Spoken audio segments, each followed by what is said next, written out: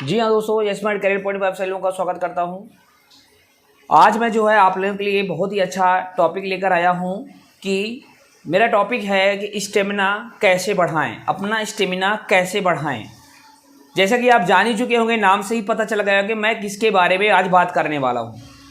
जी हाँ दोस्तों, बिल्कुल आप सही गेस कर रहे हैं। मैं आज जो बात करने वाला हूँ उन सभी विद्यार्थियों के लिए, उन सभी स्टूडेंटों के लिए जो लगातार सेनाओं के लिए भर्ती के लिए और पुलिस की भर्ती के लिए लगातार जो है अपना पसीना बहा रहे हैं। इस समय पे सबसे ज़्यादा फोकस तो मैं यूँ कर रहा हूँ जो एमपी पुलिस की जो कांस्टेबल के लिए इस समय पे सभी लोग जो लगे हुए हैं अपने जो फिजिकल के लिए, और यहाँ तक कि जो अभी आपने न्यूज़ में भी सुना है कि 50% का योगदान रहेगा। यानी हर व्यक्ति के मन में, हर स्टूडेंट के मन में एक चीज़ के शिकन तो आने लगी है कि जब ये 50% की बात कर दिया है, यानी इसका मतलब है 50% की बात मतलब ये है कि आपको 50% फिजिकल भी फिट रहना पड़ेगा।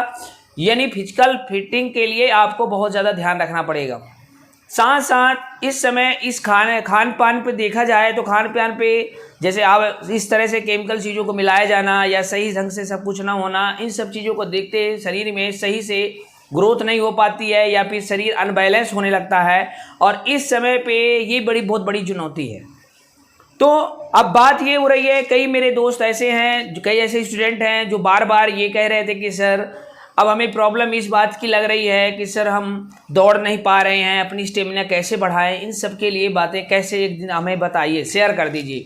तो दोस्तों आज जो मैं बात बताने वाला हूं वो शायद यूट्यूब में नहीं कह सकता, लेकिन मैं जहां तक मेरे को जानकारी है वो ये इस यूनिक चीज़ों को नहीं बताए होंगे, या बताए भी होंगे तो मेरे को अभी पता नहीं है।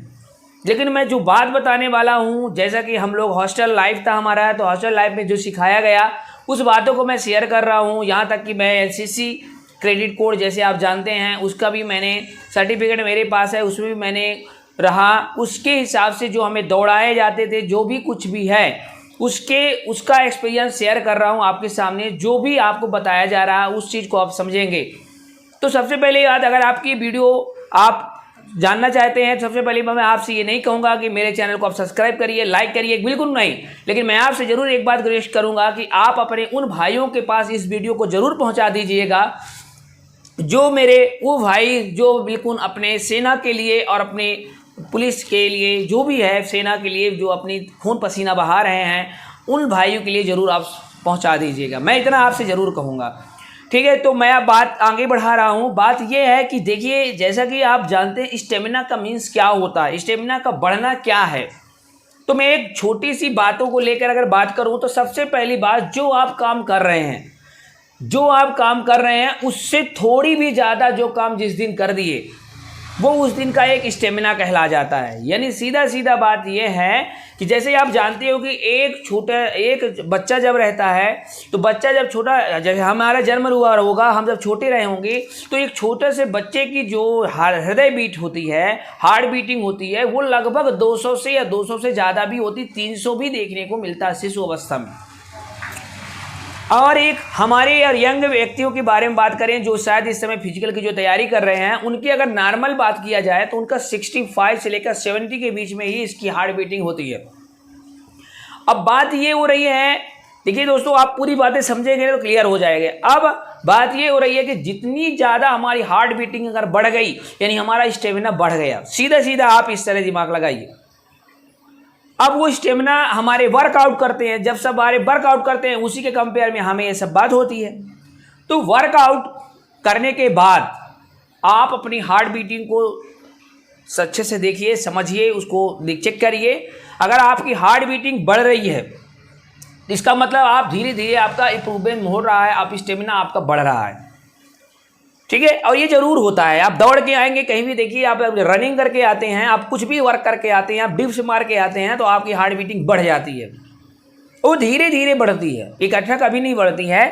तो आपको कैसे आप पता करें कि हमारा स्टेमिना बढ़ रहा है, ये सही जा रहे हैं, क्या हम सही काम कर रहे हैं, ये आपको मैं बता रहा हूँ, आप खुद चेक कर सकते हैं।